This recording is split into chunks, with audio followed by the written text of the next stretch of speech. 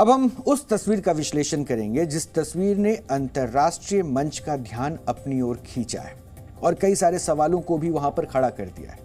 क्योंकि कल एक खबर आई जिसको सबसे पहले हमने दिखाया और हमने कई सारे सवाल उस वक्त भी पूछे थे कि क्या वाकई रशिया के राष्ट्रपति व्लादिमीर पुतिन पर हमला हुआ और हमला किसने किया। हमले के वक्त उस गुंबद पर दो शख्स कौन नजर आ रहे थे जो चढ़ने की कोशिश कर रहे थे और यह हमला कैसे हुआ। अब हम क्रेमलिन पर हुए इसी ड्रोन अटैक का विश्लेषण करेंगे। 9 मई को रूस में विक्ट्री डे परेड है, लेकिन विक्ट्री डे परेड से पहले रूस की सबसे सुरक्षित जगह और सबसे सुरक्षित इमारत पर एक हमला होता है। ये वो हमले की तस्वीर है। पुतिन के दफ्तर के ऊपर धमाके होते हैं जिससे रूस ही नहीं पूरी दुनिया तक हिल जाती है। रूस ये आरोप लगाता है कि हमला पुतिन की हत्या करने के लिए किया गया और हमले से तिलमिलाए रूस ने यह स्पष्ट कर दिया कि वो भी हमले का जवाब देगा और जगह और वक्त वो खुद चुनेगा। अब सवाल ये उठता है कि क्या मॉस्को की ओर से यूक्रेन को जवाब मिलेगा? अगर हाँ तो कैसे? क्या रूस अब परमाणु हमला करेगा जिसकी धमकी रूस युद्ध शुरू होने के बाद कई बार दी जा चुकी है? कहा जाता है कि पुतिन की सबसे बड़ी खूबी उनकी खामोशी है। पुतिन ने रूसी खुफिया एजेंसी केजीबी में दशकों तक काम किया है। ऐसे में उन्हें ऐसे ऑपरेशन की हर बारीकी का पता है और रूस ने हमले के लिए जगह और वक्त खुद तय करने की बात भी कही है। इसके क्या मायने हैं? ये जानने से पहले कल हुए अटैक की तस्वीरों को एक बार फिर से आपको ध्यान से देखना चाहिए। और आज एक जानकारी और आपके साथ हम साझा करेंगे इन तस्वीरों को और इस वक्त तनाव की स्थिति को आंकने के लिए और क्या रूस स्टैंड ले सकता है इसे समझने के लिए जी न्यूज देश का पहला ऐसा चैनल है जो खुद वहां मौजूद है जहां पर यह पूरा घटनाक्रम हुआ और सीधे हम वहां से आपको ये ऑन द स्पॉट रिपोर्ट भी दिखाएंगे और इस सच को बारीक पड़ताल के साथ उसका विश्लेषण आपके बीच में हम लेकर आएंगे। क्योंकि रूस के पावर सेंटर पर कल रात 2 ड्रोन से हमले हुए हैं और हमला होते ही क्रेमलिन के गुंबद नुमा टावर के ऊपर तेज रोशनी दिखती है और हमले के वक्त क्रेमलिन पर कुछ उड़ता हुआ भी नजर आता है। ये आप देख सकते हैं, ये गुंबद पर 2 शख्स नजर आ रहे हैं और विस्फोट से ठीक पहले क्रेमलिन के टावर पर ये 2 लोग चढ़ते हुए दिखते हैं। ये दोनों कौन हैं? वहां क्या कर रहे थे? ऊपर क्यों जा रहे थे? इसे लेकर रूस ने अब तक चुप्पी साध रखी, इस पर कुछ भी नहीं कमेंट किया है।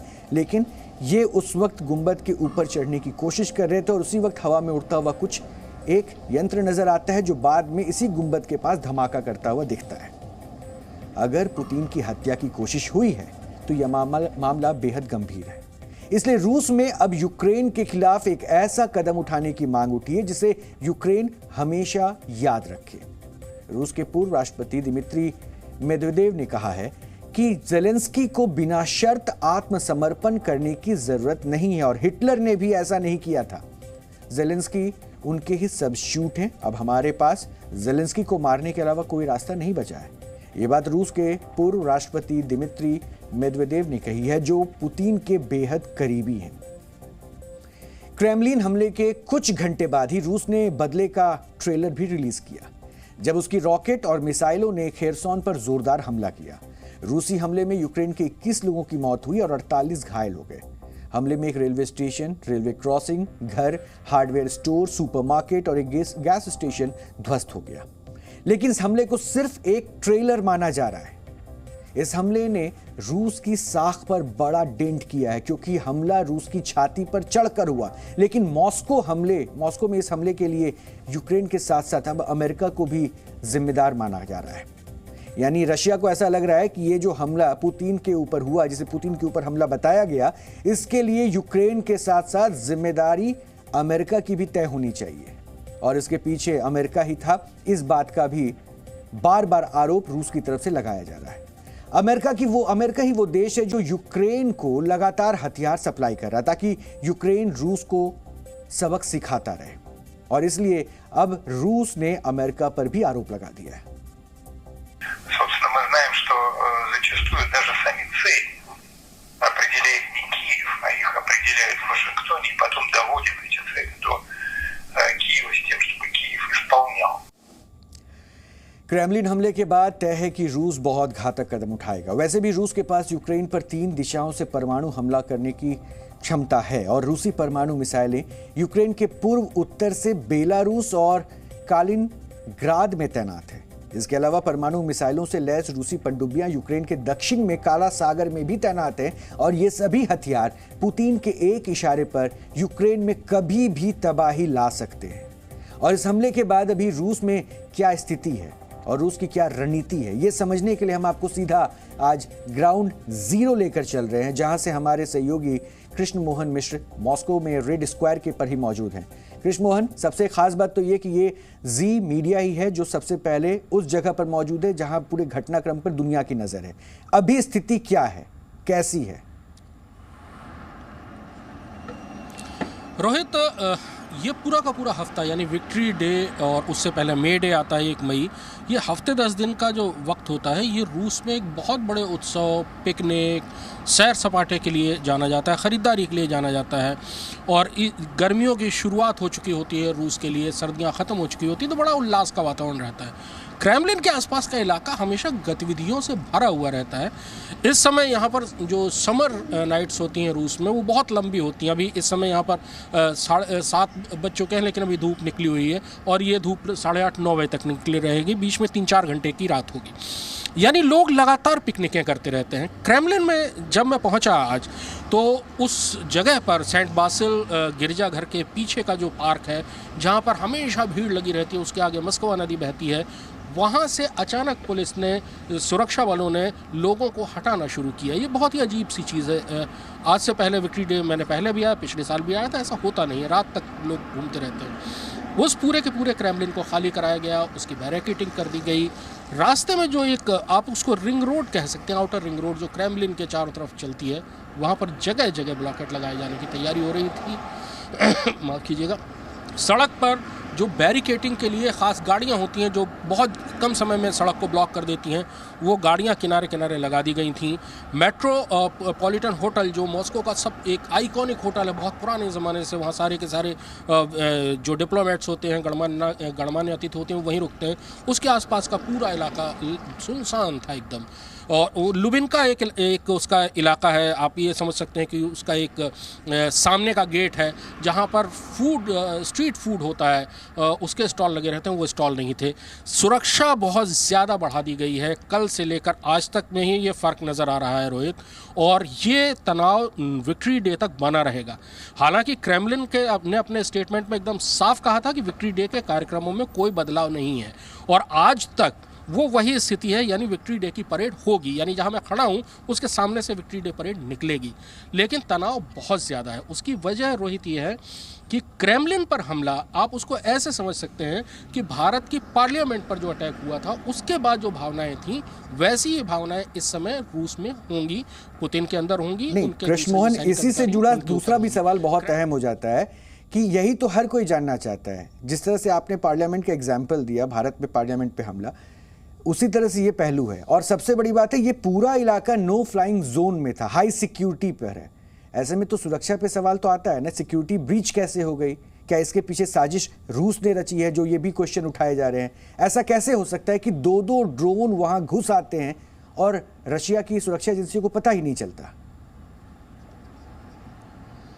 रोहित, आप एयर डिफेंस की बात कर रहे हैं, तो रूस एयर डिफेंस के मामले में पिछले 60-70 सालों में, जबकि अमेरिका के साथ कोल्ड वॉर अपने चरम पर था, दोनों तरफ से बैलिस्टिक मिसाइलें तैयार थी परमाणु हथियारों से लैस, उस समय का एयर डिफेंस सिस्टम है। इतनी लेयर्स होती हैं इसमें कि वायुमंडल के बाहर जाकर बैलिस्टिक मिसाइल को तबाह करना है, 5000 किलोमीटर पर, 3000 किलोमीटर पर, 500 किलोमीटर पर, 400 किलोमीटर तक, और अंत में टर्मिनल बैलिस्टिक शील्ड होती है, यानी कि जो कुछ किलोमीटर दूर पर रोकती है। उसके अलावा ड्रोन, पिछले 3 साल में ड्रोन से ज़्यादा खतरनाक हथियार कोई नहीं है। 1000 तरह के ड्रोन हंटर्स, ड्रोन जैमर और ड्रोन को धोखा देने वाले इक्विपमेंट्स रूस खुद बेच रहा है पूरी दुनिया को। तो क्या वो क्रेमलिन के आसपास नहीं लगे होंगे? यानी बाहर से कोई ड्रोन आ गया, ये चीज़ रोहित लगभग नामुमकिन है। संभावना ये हो सकती है कि अंदर से किसी ने ड्रोन उड़ाया हो, लेकिन उसके बाद भी बहुत मुश्किल है कि इस सुरक्षा में चूक होना। सबसे बड़ा सवाल यही होगा कि आखिरकार ये साजिश किसने रची। लेकिन रोहित, साजिश किसी ने भी रची हो, इसका असर इस युद्ध पर बहुत ज़्यादा पड़ेगा। इसकी टाइमिंग भी बहुत गंभीर है, क्योंकि गर्मियों में पुतिन पहले से ही तैयारी कर रहे होंगे समर ऑफेंसिव लॉन्च करने की, क्योंकि अब बर्फ़ पिघल चुकी है। ज़मीनी लड़ाई तेज़ की जा सकती है, आर्मर्ड यानी बख्तरबंद गाड़ियों को आगे बढ़ाया जा सकता है और दूसरे ऑपरेशन इन्फेंट्री को आगे ले जाया जा सकता है, जो कि पिछले 6-8 महीनों में जो द ग्रेट रशियन विंटर्स जो कहलाती हैं, पूरा इलाका बर्फ़ में ढका होता है, 30 डिग्री शून्य से नीचे ठंड होती है, वो ख़त्म हो चुका है। समर ऑफेंसिव का समय वैसे भी आ चुका था। कृष्ण मोहन, लगभग 15 महीने हो चुके हैं जो रशिया और यूक्रेन के बीच वॉर चल रहा है। रूस कह रहा है कि ये हमला यूक्रेन ने किया, यूक्रेन कह रहा है कि हमने ऐसा कुछ भी नहीं किया है। रूस अब अमेरिका को भी इसके लिए जिम्मेदार ठहरा रहा है। आप चूंकि वहां मौजूद हैं, तो हमारे दर्शक भी और हम भी ये जानना चाहते हैं, वहां की मीडिया क्या बता रही है? वहां की मीडिया में किस तरह की खबरें हैं? रोहित, रूस का मीडिया कंट्रोल मीडिया है, सरकारी नियंत्रण में होता है।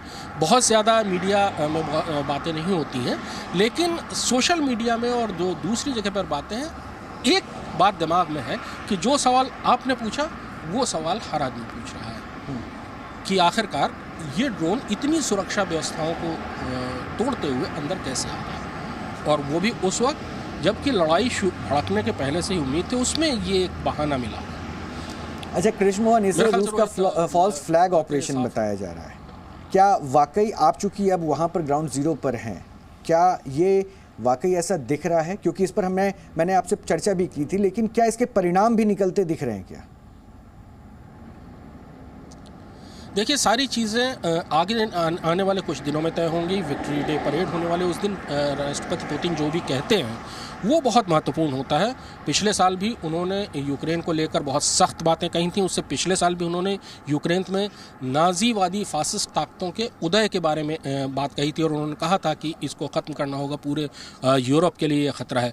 पिछले साल यूक्रेन युद्ध जब शुरू हो चुका तो उसके बाद उन्होंने अपनी जो भी उन्होंने एक विशेष सैन्य अभियान यूक्रेन में शुरू किया उसके बारे में बताया था, उसको जायज़ ठहराने के लिए उन्होंने तर्क दिया था। अब इस बार का विक्ट्री डे बहुत महत्वपूर्ण होगा, क्योंकि यूक्रेन युद्ध को तो समय हो ही चुका है 15 महीने। ये जो ड्रोन अटैक है इसने मामले को और ज़्यादा गर्मा दिया है। तो 2-3 दिन बहुत महत्वपूर्ण रहेंगे। आरोप प्रत्यारोप भी मेरे ख्याल से होते रहेंगे। अमेरिका के ऊपर आज आरोप लगाया है क्रेमलिन ने। अमेरिका उसका जवाब मेरे ख्याल से अगले कुछ घंटों में अमेरिका डिप्लोमेटिक चैनल पर या जैसा भी चैनल वो चाहेगा उसका जवाब वो देगा। और उसके बाद चीज़ें किस तरह से आगे जाएंगी, अगले कुछ दिन बहुत ही महत्वपूर्ण होने वाले हैं, न केवल रूस और यूक्रेन के लिए बल्कि पूरी दुनिया के लिए आने वाले कुछ दिन बहुत महत्वपूर्ण होने वाले हैं। ठीक है कृष्ण मोहन, आप हमारे साथ बने रहिए, क्योंकि अभी हमने फॉल्स फ्लैग का जिक्र किया था। एक बार अपने दर्शकों के प्रति भी हमारी जिम्मेदारी बनती है कि मैं इस टर्म को और विस्तृत रूप से आपको समझा सकूं, क्योंकि क्यों अब रशिया पर यह आरोप लग रहा है कि इसने फॉल्स फ्लैग किया है। दरअसल फॉल्स फ्लैग ऑपरेशन एक तरह की ऐसी सैन्य कार्रवाई होती है जहां एक देश चोरी छिपे जानबूझकर अपनी संपत्ति, आम लोगों या सैनिकों के ऊपर हमला कराता है। यानी ये खुद अपने ऊपर कराया गया हमला होता है, और इसलिए हमने ये फॉल्स फ्लैग शब्द का इस्तेमाल भी सवाल पे किया था। और इसलिए अभी हमारी जिम्मेदारी बनती थी कि आपको पहले इस शब्द के बारे में बताएं, उसके मायने क्या हो सकते हैं, इसको और हम विस्तार से आपको समझाएंगे। क्योंकि दुनिया के सामने वो देश ये बताने की कोशिश करता है कि ये हमला उसके दुश्मन देश ने किया है। यानी दुनिया को ये पता चले कि ये हमला दरअसल उसके ऊपर हमला हुआ है, उसकी संप्रभुता पर हमला हुआ है और इसके लिए दूसरा देश जिम्मेदार है। और इसी की आड़ में फॉल्स फ्लैग ऑपरेशन करने वाले देश को दुश्मन पर हमला करने का बहाना मिल जाता है। फॉल्स फ्लैग ऑपरेशन का इतिहास बहुत पुराना है। फॉल्स फ्लैग शब्द समुद्री लुटेरों से आया था, जो कि मित्र देशों के झंडे लगाकर व्यापारी जहाजों को अपने नजदीक आने देते थे और जैसे ही वो नजदीक आते थे उन पर हमला करके उन्हें लूट लेते थे। फॉल्स फ्लैग ऑपरेशन के जरिए ही जर्मन तानाशाह एडॉल्फ हिटलर ने 1939 में द्वितीय विश्व युद्ध की शुरुआत की थी। रूस और यूक्रेन के बीच पिछले 1.25 साल से युद्ध चल रहा है और रूस दुनिया की सुपर पावर है, लेकिन युद्ध में रूस को भारी कीमत चुकानी पड़ रही है। उसके हजारों सैनिक मारे गए हैं, कई बड़े कमांडर युद्ध की भेंट चढ़ चुके हैं, टैंक, फाइटर जेट, बख्तरबंद वाहन समेत सैन्य साजो सामान बर्बाद हुआ वो अलग बात है। इसलिए रूस चाहता है कि जल्द से जल्द युद्ध खत्म हो और स्थिति सामान्य हो जाए। रूस फॉल्स फ्लैग ऑपरेशन के जरिए यूक्रेन के शीर्ष नेतृत्व को निशाना बना सकता है। इससे यूक्रेन के सामने हथियार डालने के अलावा कोई और चारा नहीं बचेगा और रूस दुनिया को यह बता सकेगा कि उसने जवाबी कार्रवाई में यूक्रेन पर हमला किया है। यूक्रेन पहले भी फॉल्स फ्लैग का डर जता चुका है और कई बार पश्चिमी देशों ने भी दावा किया है कि रूस फॉल्स फ्लैग के बहाने यूक्रेन पर परमाणु हमला कर सकता है, जो स्थिति अब बनती हुई दिख भी रही है। और यूक्रेन के लोग भी रूस के इस प्लान को बखूबी समझते भी हैं। Я не вважаю, що це українська сторона, тому що росіяни, вони дуже часто роблять теракти на своїй території, звинувачують в цьому нас, щоб Захід якось на це відреагував і ми опинилися агресором, а не вони. 24 घंटे के अंदर रूस ने 2 बार अपना रुख बदला है। क्रेमलिन हमले के बाद रूस ने यूक्रेन को इसके लिए जिम्मेदार बताया, तो आज मॉस्को ने अमेरिका को इसके लिए मास्टरमाइंड तक करार दे दिया है, जिससे ये साफ है कि रूस के टारगेट पर यूक्रेन ही बल्कि उसकी ढाल बन चुका अमेरिका भी है। यानी वो अब अमेरिका पर भी निशाना साधना चाहता है और अंतर्राष्ट्रीय मंच पर यह साबित करने की कोशिश कर रहा है कि रूस के मामलों पर अमेरिका दखल बहुत ज्यादा दे रहा है। वैसे रूस के अंदर घुसकर हमला करना बहुत बड़ी बात है और इस बात का जिक्र अभी थोड़ी देर पहले हमने उस चर्चा के दौरान भी किया था, वो भी क्रेमलिन में। क्रेमलिन रूस का पावर सेंटर है। ये पावर सेंटर है रूस का, जहां पुतिन का दफ्तर है, रूस की संसद है, रूस का रक्षा मंत्रालय है, जिसे रूसी राष्ट्रपति व्लादिमीर पुतिन का आधिकारिक घर तक कहा जाता है। इसलिए यहां पर हमला करना बहुत बड़ी बात है, लेकिन इतनी सुरक्षित जगह पर हमला होना एक तरह से रूस का पावर फेल्योर भी नजर आता है। जहां परिंदा भी पर नहीं मार सकता, वहां 2 ड्रोन से हमला हो गया। मॉस्को की अहम इमारतों की छतों पर एंटी एयरक्राफ्ट सिस्टम तैनात किए गए हैं, जिसकी कुछ समय पहले तस्वीरें भी आई थी, लेकिन इसके बावजूद यहां हमला हो गया। मॉस्को स्थित इस जगह में के चारों ओर हमेशा सुरक्षा का घेरा रहता है। क्रेमलिन का इमारतों वाला एरिया लगभग 67 एकड़ में फैला हुआ और इसके आसपास का पूरा कॉम्प्लेक्स मिलाकर यह इलाका लगभग 170 एकड़ में है। सुरक्षा कारणों से यहां दीवारों की ऊंचाई 60 फीट से भी ज्यादा है और किसी के लिए भी इन्हें पार कर पाना मुश्किल ही नहीं, नामुमकिन है। हजारों कैमरे से किले नुमा इस इमारतों पर नजर रखी जाती है। सर्विलांस के लिए जगह जगह पर sensor, face recognition system, biometric scanner और वो सारे तामझाम हैं जो किसी जगह को बेहद सेफ बना सके। और इस सिक्योरिटी को देखने के लिए गार्ड्स की अलग अलग टीमें भी मौजूद हैं, लेकिन फिर भी वहां पर ड्रोन से हमला हो गया। क्रेमलिन की सुरक्षा को देखकर तो ऐसा लग रहा है कि जैसे यहां परिंदा भी पर नहीं मार सकता है, लेकिन इसके बावजूद यहां आसमानी हमला हो गया। रूस इसे पुतिन की हत्या की साजिश बता रहा है, तो यूक्रेन अपनी क्षमता पर ही सवाल उठा रहा है। लेकिन इन सब के बीच पुतिन को एक बहाना तो मिल ही गया है, जिससे वो अपने दुश्मन देश को मिट्टी में मिला सके। और इसलिए हमने जिक्र किया फॉल्स फ्लैग का, और इसी का डर दिखा के, यही कोशिश करके, और शायद ऐसे ही रणनीति के साथ रशिया ये चाहता है कि लगभग 15 महीने से जो युद्ध लगातार चल रहा है उसे अब अपने अंजाम तक पहुंचाया जाए। क्योंकि आपको भी याद होगा, इस पूरे वॉर के बीच में कई बार पुतिन ने इस बात का जिक्र किया है कि हम परमाणु हमले के लिए भी तैयार हैं और ऐसी स्थिति बन सकती है जिस पर रूस परमाणु हमला कर सकता है। इसकी संभावना भी बार बार जताई भी गई। और आज की जो स्थिति है, जिसको ये दिखाया गया कि विक्ट्री डे परेड होने वाली, उससे पहले रूस में किस तरह से जश्न का माहौल है और वहां पर ड्रोन से हमला हो जाता है, वो भी क्रेमलिन में, तो अपने आप में रूस इस पर एक बड़ी और सख्त कार्रवाई कर सकता है।